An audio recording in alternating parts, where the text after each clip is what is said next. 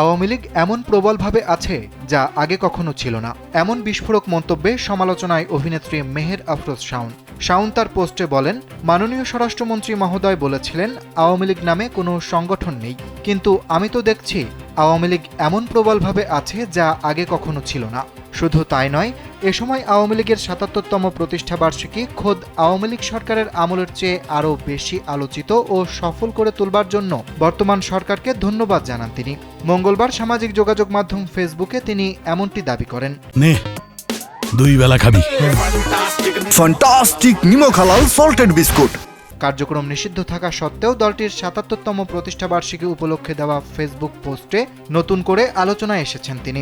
তার এই মন্তব্য ঘিরে নেটিজেনদের মধ্যে শুরু হয়েছে ব্যাপক আলোচনা ও প্রতিক্রিয়া। রাজনৈতিক বাস্তবতা, দলের বর্তমান অবস্থান এবং ভবিষ্যৎ নিয়ে শাওনের এমন বক্তব্য সামাজিক যোগাযোগ মাধ্যমে নানা বিতর্কেরও জন্ম দিয়েছে।